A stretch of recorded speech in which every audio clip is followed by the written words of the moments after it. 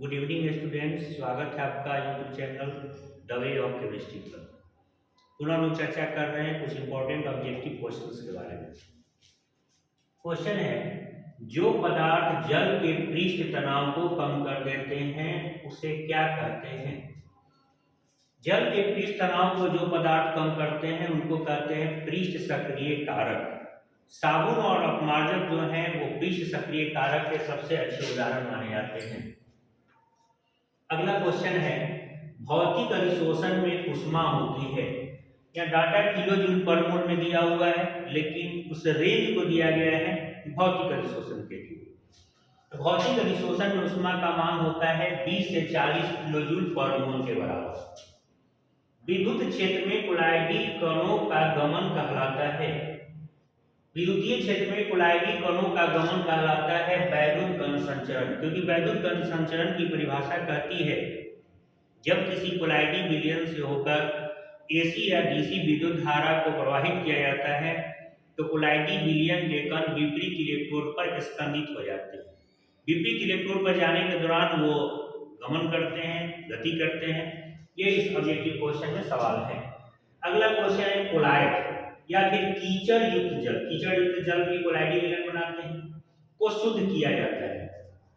कोलाइडी विलयन को जिस प्रक्रिया द्वारा शुद्ध किया जाता है उसे डायलिसिस या अपोहन कहते हैं। डायलिसिस का दूसरा नाम अपोहन है। निम्न में किसमें मैग्नीशियम है? मैग्नीशियम क्लोरोफिल में पाया जाता है। ये इसके अलावा एक और ऑब्जेक्टिव इंपॉर्टेंट है, विटामिन बी12 में क्या पाया जाता है? तो विटामिन बी12 में कोबाल्ट CO3 प्लस आयन के रूप में मौजूद होता है। रक्त के हीमोग्लोबिन में क्या पाया जाता है?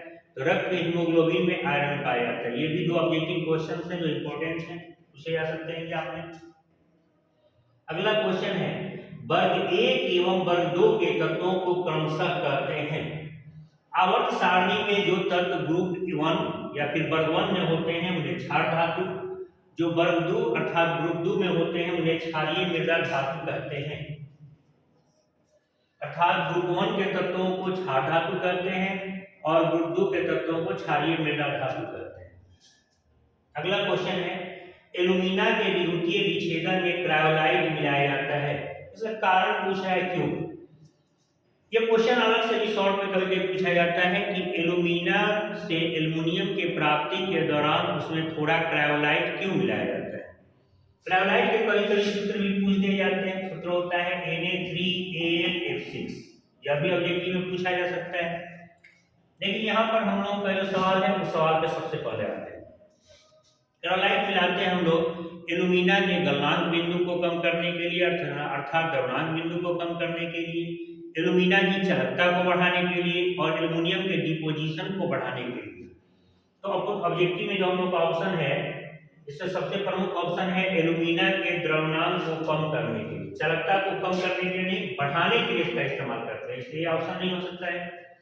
स्पेल्टर है, अशुद्ध जिंक को हम लोग स्पेल्टर के नाम से जानते हैं। अगला क्वेश्चन है, किस विधि में उत्प्रेरक नहीं होता है? हैबर विधि, डेकन विधि, लेट-कथविधि और साल्वे विधि। साल्वे विधि में उत्प्रेरक का प्रयोग नहीं किया जाता है और इस विधि के द्वारा बेकिंग सोडा अर्थात सोडियम हाइड्रोजन कार्बोनेट बनाया जाता है।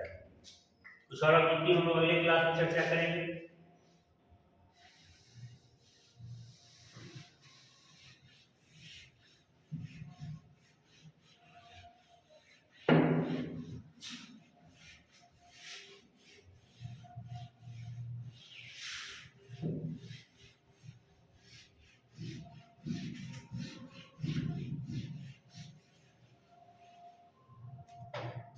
आगे इंपॉर्टेंट क्वेश्चन बताने से पहले कुछ स्टूडेंट्स ने सवाल पूछे हैं, पहले उसके बारे में बता देते हैं। एक सवाल है, क्या होता है जब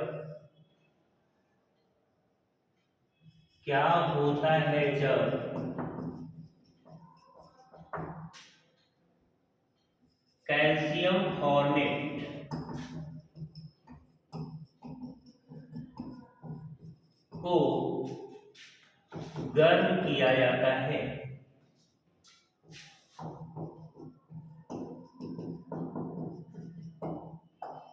इस सवाल का उत्तर है कि जब कैल्शियम फॉर्मेट को गर्म किया जाता है तो फॉर्मेल्डिहाइड की प्राप्ति होती है। यह फॉर्मेल्डिहाइड की प्राप्ति की प्रयोगशाला विधि है। रिएक्शन कुछ इस प्रकार से होते हैं। इसे कैल्शियम फॉर्मेट करते हैं। जब हम लोग इसे गर्म करते हैं तो बनता है फॉर्मेल्डिहाइड।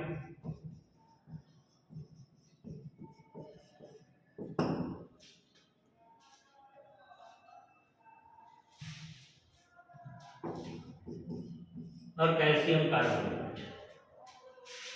अगला क्वेश्चन है, क्या होता है जब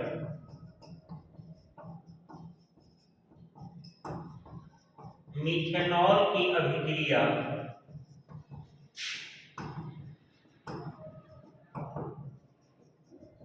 अमोनिया से कराई जाती है?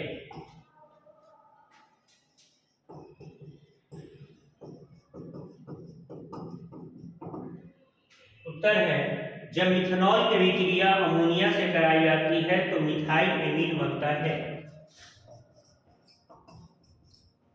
मिथेनॉल, इसे मिथाइल अल्कोहल भी कहते हैं। जब अमोनिया से इसकी अभिक्रिया कराते हैं, यह OH और H मिलकर जल बनाता है और NH2 यहीं पर जुड़ जाता है, बनता है CH3NH2 अर्थात मिथाइल एमीन। मिथाइल एमीन का आयुर्वेदिक नाम होता है मिथेनामीन प्लस H2। नाम में किसी नाम का प्रयोग कर सकते हैं, मिथाइल एमीन कॉमन नेम का भी और फिर आयुर्वेदिक नेम का। इस सवाल का उत्तर है, जब मिथेनॉल की अभिक्रिया अमोनिया से कराई जाती है तो मिथाइल एमीन की प्राप्ति होती है।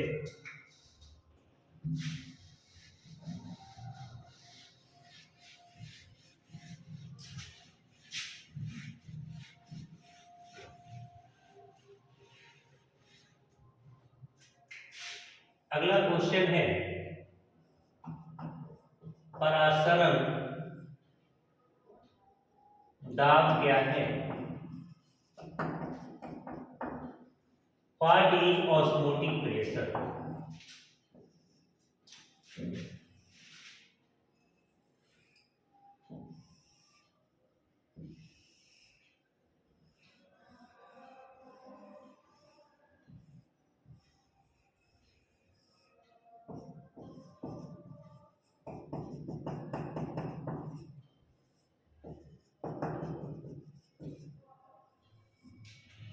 जब अर्धपारगम झिल्ली की सहायता से विलायक और विलयन को अलग किया जाता है तो विलायक के कण अर्धपारगम झिल्ली को पार कर विलयन की ओर जाने लगते हैं।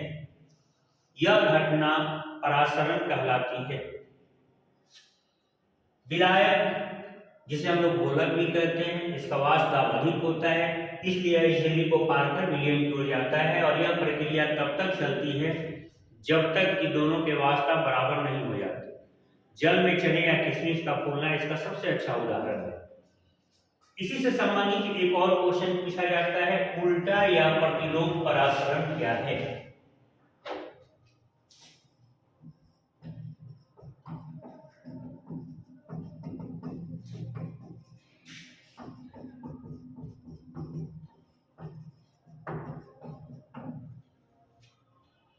What is reverse osmosis? यदि हम लोग कुछ ऐसा करें कि आरोपित दाब का मान वाष्प दाब से अधिक कर दिया जाए, परासरण दाब से अधिक कर दिया जाए, तो बढ़ते बढ़ते जैसे ही यह परासरण दाब से अधिक होता है, एक उल्टी घटना होने लगती है, अर्थात आरोपित बाह्य दाब का मान परासरण दाब से अर्थात पाई से अधिक कर दिया जाए तो विलयन का विलायक शुद्ध विलायक की ओर जाने लगता है। इसे ध्यान देंगे, यह प्रक्रिया ठीक परासरण की उल्टी होगी। विलयन नहीं जाता है कभी, विलायक विलयन के विलायक विलायक की ओर जाते हैं तो उल्टा परासरण करते हैं, और जब विलायक विलयन की ओर जाते हैं उसे परासरण करते हैं। उल्टा परासरण कब होता है? तो जब आरोपित वाष्प दाब का मान परासरण दाब से अधिक कर दिया जाए तो विलयन का विलायक शुद्ध विलायक की ओर जाने लगता है। यह घटना उल्टा या प्रतिलोम परासन कहलाती है। और इसी घटना या प्रक्रिया के द्वारा जल को जो अशुद्ध होते हैं पीने योग्य बनाया जाता है।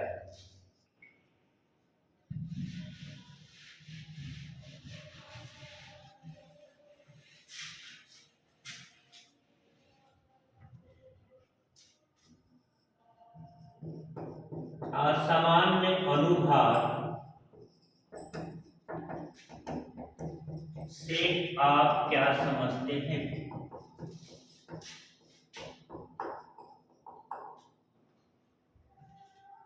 How do you mean by abnormal molecular weight? यदि अनुसंध गुण के किसी भी विधि द्वारा प्राप्त अनुभार शुद्ध और सटीक न हो तो उसे असामान्य अनुभार कहते हैं। असामान्यता के कुछ कारक होते हैं। असामान्यता के जो प्रमुख कारण है वो निम्नलिखित हैं। पहला, यदि वाष्पशील विलय मौजूद हो तो असामान्यता होती है। दूसरा, यदि संगठन या विघटन की घटना हो तो असामान्यता होती है। और तीसरा, यदि सांद्र विलयन हो तो असामान्यता होती है। विलयन की असामान्यता को दूर करने के लिए वैन थॉप ने एक गुणक का प्रयोग किया जिसे I से सूचित किया जाता है और यह गुणक वैन थॉप गुणक के नाम से जाना जाता है। I का मान विलयन में कुल मोलों के योगफल के बराबर होता है तथा इसे सैद्धांतिक अनुभार बटा प्रायोगिक अनुभार से भी ज्ञात किया जाता है। इस प्रकार से वैन थॉप गुणक पर ही सवाल पूछा गया तो उसका हम लोग आंसर कर सकते हैं। यदि क्लास पसंद आया हो तो इसे लाइक करें, इसे ज़्यादा से ज़्यादा शेयर करें और चैनल को आपने अभी तक सब्सक्राइब नहीं किया है तो सब्सक्राइब करें।